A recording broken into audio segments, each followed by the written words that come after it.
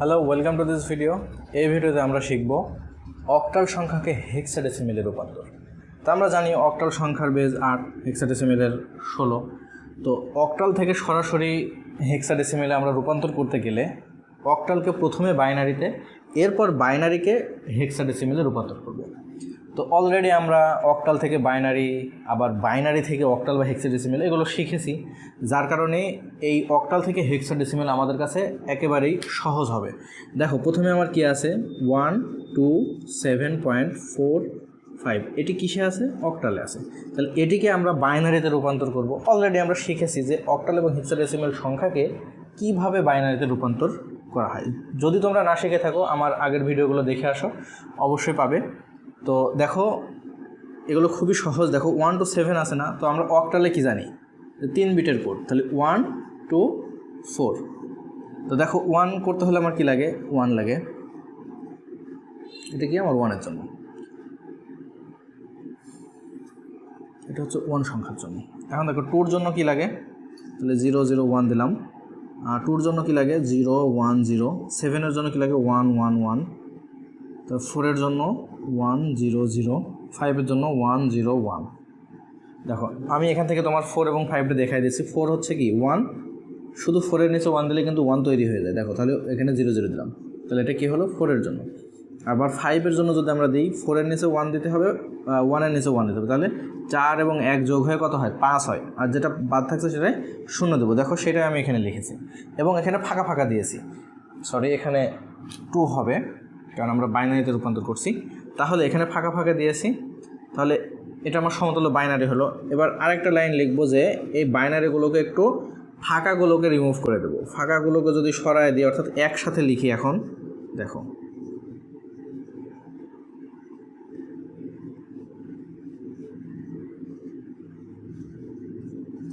এখন আমি একসাথে লিখলাম। এখন এই একসাথে লেখার পরে দেখো, এটা আমার একটি বাইনারি সংখ্যা হয়ে গেছে। এখন এই বাইনারি সংখ্যাকে হেক্সাডেসিমেলে রূপান্তর করতে হবে। তো আমরা জানি যে বাইনারি সংখ্যাকে হেক্সাডেসিমেলে রূপান্তরের পদ্ধতি কি।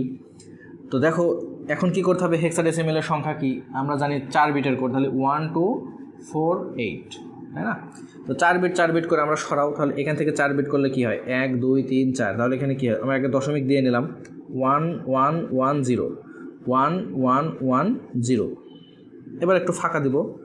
এটা হচ্ছে আমার, এটা তুমি এখানে পেন্সিল দিয়ে দিতে পারো বা কলম দিয়েও দিতে পারো, সমস্যা নেই। এখানে যদি তুমি দাগ দাও পরীক্ষার খাতায়ও, তাও সমস্যা হওয়ার কথা না।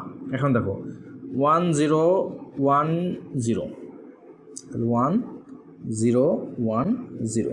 এখন এখানে আছে কয়টি? একটি আছে। তাহলে এখানে একটি লিখতে হবে, কিন্তু আমার একটি কি হবে? আমাকে কী করতে হবে?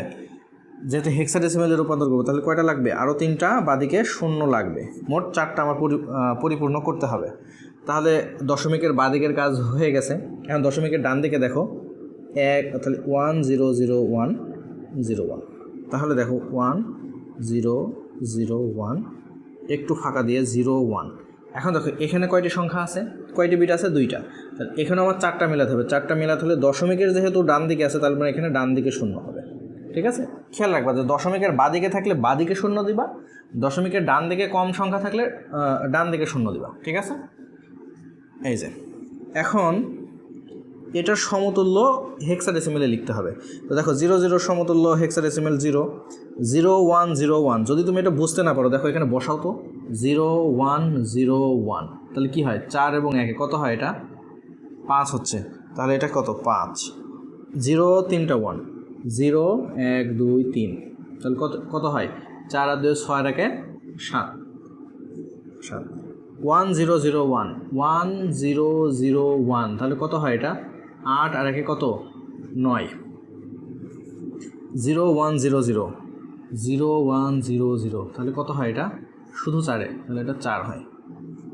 এবং এখানে আমার দিতে হবে কত? হেক্সাডেসিমেল। তাহলে দেখো 057.94, এটাকে তুমি এইভাবেও লিখতে পারো যে 57.9416। তাহলে আমরা এখানে করলাম এই ভিডিওতে যে অক্টাল একটি সংখ্যা দেওয়া আছে, সেই সংখ্যাকে হেক্সাডেসিমেলে রূপান্তর করলাম। তো হেক্সাডেসিমেলে সরাসরি রূপান্তর করা তো যায় না, যার জন্য আমরা কি করলাম? এই অক্টাল সংখ্যাকে বাইনারিতে রূপান্তর করলাম, এই সমতুল্য বাইনারিকে আবার হেক্সাডেসিমেলে রূপান্তর করলাম। তো তাহলে এখানে আমাদের কয়টি পদ্ধতি লাগলো? এখানে অক্টাল থেকে বাইনারি একটা পদ্ধতি লাগলো, আবার বাইনারি থেকে হেক্সাডেসিমেল একটি পদ্ধতি লাগলো। কিন্তু এই পদ্ধতিগুলো কিন্তু খুবই সহজ, তাই না? শুধু মনে রাখতে হবে অক্টাল 3 বিটের কোড, হেক্সাডেসিমেল 4 বিটের কোড, এবং এই 1248 124 এটা মনে রাখলেই কিন্তু আমরা এই অঙ্কগুলো অনায়াসেই, দেখো আমার কি ক্যালকুলেটর লাগছে, ক্যালকুলেটর ছাড়াই কিন্তু আমরা এই অক্টাল হেক্সাডেসিমেল এগুলো কিন্তু করতে পারি। তো সবাইকে ধন্যবাদ আজকের ভিডিওটি দেখার জন্য। থ্যাংক ইউ সবাইকে।